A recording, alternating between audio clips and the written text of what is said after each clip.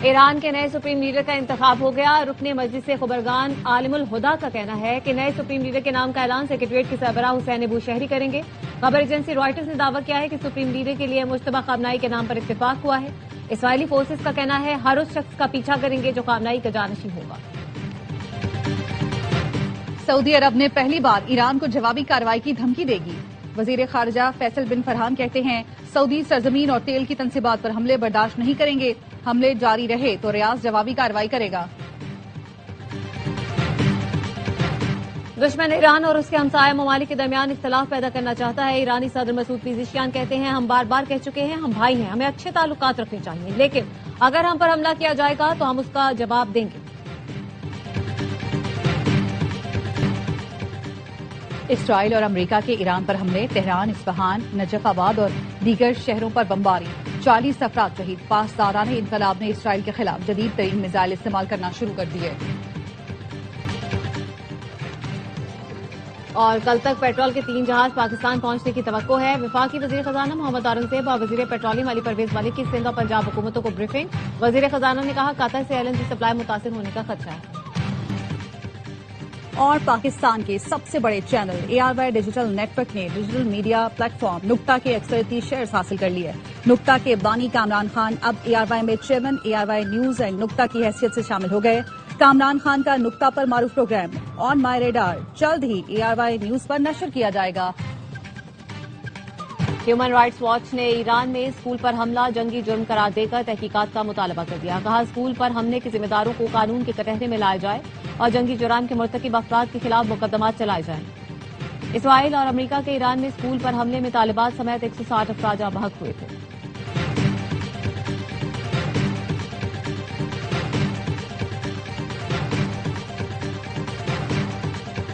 کل تک پیٹرول کے 3 جہاز پاکستان پہنچنے کی توقع ہے۔ وفاقی وزیر خزانہ محمد اورنگزیب اور وزیر پیٹرولیم علی پرویز ملک کی سندھ حکومت کو بریفنگ۔ وزیر خزانہ نے کہا قطر سے LNG سپلائی متاثر ہونے کا خدشہ ہے، تیل کی قیمتوں کے مالی اثرات سے نمٹنے کے لیے متبادل منصوبے تیار کر رہے ہیں۔ مراد علی شاہ نے کہا توانائی کے ذمہ دارانہ استعمال اور عوامی تعاون کی ضرورت ہے۔ وفاقی وزراء کی وزیر اعلیٰ پنجاب سے بھی ملاقات۔ پیٹرولیم مصنوعات کی طلب اور رسد میں توازن کے لیے بچت پالیسی پر اتفاق۔ مریم نواز کا کہنا تھا چیلنج سے نمٹنے کے لیے پوری قوم کو ثابت کرنے کا مظاہرہ کرنا ہوگا۔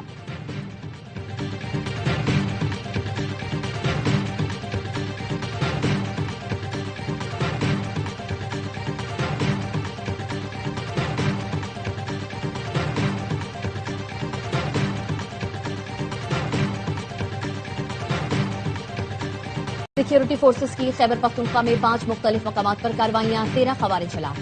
ISPR کے مطابق باجوڑ میں فائرنگ کے تبادلے میں 5، بنو اور ڈیرہ اسماعیل خان میں 3، خیبر اور جنوبی وزیرستان میں 5 خوارج کو جہنم واصل کیا گیا۔ سیکیورٹی ذرائع کے مطابق پاک فوج نے پاک افغان سرحد چمن سیکٹر میں 3 سے 4 خوارج پر مشتمل تشکیل کی دراندازی کی کوشش ناکام بنا دی۔ ایک خارجی دہشت گرد ہلاک، دیگر زخمی حالت میں فرار ہو گئے۔ IEDs اور باڑ کاٹنے کا سامان برآمد۔ صدر زرداری، وزیر اعظم شہباز شریف اور وزیر داخلہ کا فورسز کو خراج تحسین۔ صدر آصف علی زرداری نے کہا فتنہ خوارج کے دہشت گردوں کے خلاف کارروائیاں ملکی امن کے لیے نہایت اہم ہیں۔ وزیر اعظم نے کہا دہشت گردی کے مکمل خاتمے تک چین سے نہیں بیٹھیں گے۔ محسن نقوی نے کہا دہشت گردوں کو کہیں چھپنے نہیں دیا جائے گا۔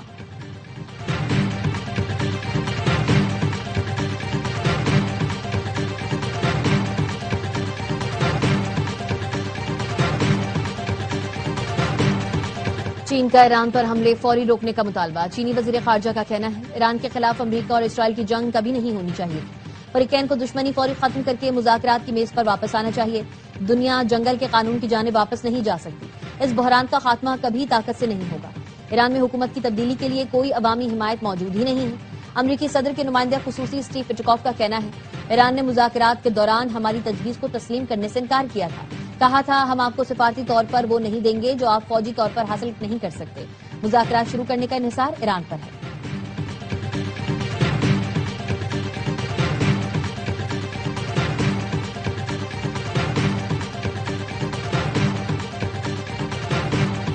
اسرائیلی فورسز کے لیبنان پر بھی بمباری، بیروت اور جنوبی لیبنان میں 19 افراد شہید۔ اسرائیلی فورسز کا کہنا ہے حملے میں قدس فورس کے لیبنانی شاخ کے کمانڈروں کو نشانہ بنایا گیا۔ 20 سے جاری اسرائیلی حملوں میں لیبنان میں اب تک 217 افراد شہید ہو چکے۔ حزب اللہ نے جوابی کارروائی کرتے ہوئے اسرائیلی شہر حیفا میں بحریہ کے اڈے کو نشانہ بنایا۔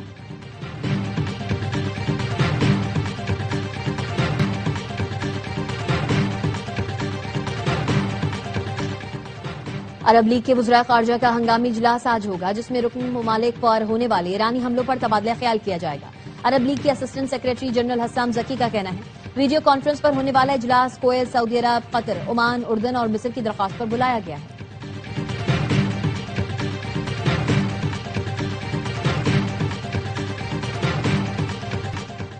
کویت میں ایرانی حملے میں ہلاک 6 امریکی فوجیوں کی لاشیں وطن واپس پہنچا دی گئیں۔ ڈوور ایئر بیس پر ہلاک فوجیوں کے اہل خانہ نے آخری رسومات کے لیے تابوت وصول کیے۔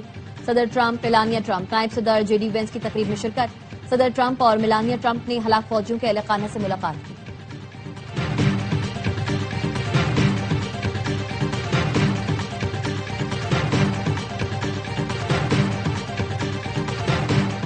ایران میں پھنسے پاکستانی شہریوں کی وطن واپسی کا سلسلہ جاری۔ ایران میں تعینات پاکستانی سفیر مدثر ٹیپو نے بلوچستان حکومت کے اقدامات کی تعریف کی۔ کہا ایران سے طلباء، سیاح، تاجروں سمیت 850 پاکستانی وطن واپس پہنچے جو بحفاظت اپنے گھروں کو پہنچ گئے۔ شہریوں کی واپسی حکام کی بہترین ہم آہنگی کی عکاس ہے۔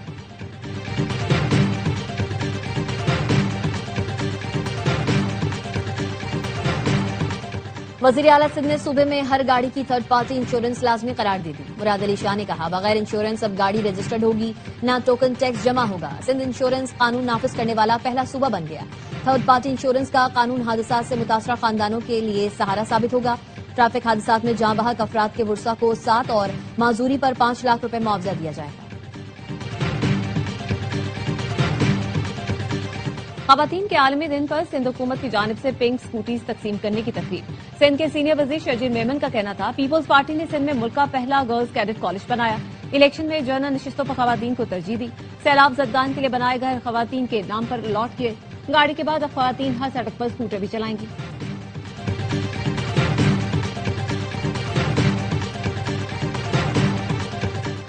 وجود زن سے ہے تصویر کائنات میں رنگ۔ معاشرے میں خواتین کی خدمت کو خراج تحسین پیش کرنے کے لیے خواتین کا عالمی دن آج منایا جا رہا ہے۔ صدر آصف علی زرداری نے پیغام میں خواتین کی شمولیت کے بغیر کوئی قوم ترقی نہیں کر سکتی۔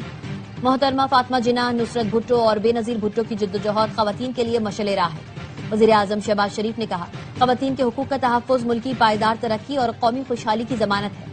حکومت کا عزم ہے خواتین کے لیے محفوظ اور بااختیار ماحول یقینی بنایا جائے۔ بلاول بھٹو نے کہا پیپلز پارٹی نے خواتین کے حقوق کے عزم کو صرف نعروں تک محدود نہیں رکھا، عملی اقدامات کے ذریعے خواتین کے حقوق کے عزم کو حقیقت کا روپ دیا۔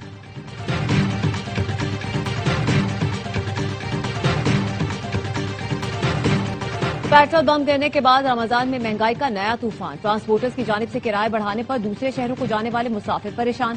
کرائے بڑھنے پر دکانداروں نے پھلوں کی قیمتیں بڑھا دی۔ شہری کہتے ہیں پہلے ہی مہنگائی کی چکی میں پس رہے تھے، پیٹرول کی قیمت بڑھنے سے مہنگائی نے رہی صحیح کسر بھی پوری کر دی۔ حکومت سے پیٹرول کی قیمتیں کم کرنے اور مہنگائی کنٹرول کرنے کا مطالبہ۔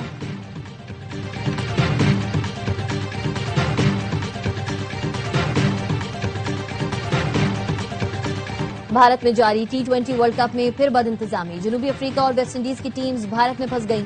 ویسٹ انڈیز کی ٹیم 1 مارچ اور جنوبی افریقہ کی ٹیم 4 مارچ کو ورلڈ کپ سے باہر ہوئی۔ انگلش ٹیم 5 مارچ کو ایونٹ سے باہر ہوئی۔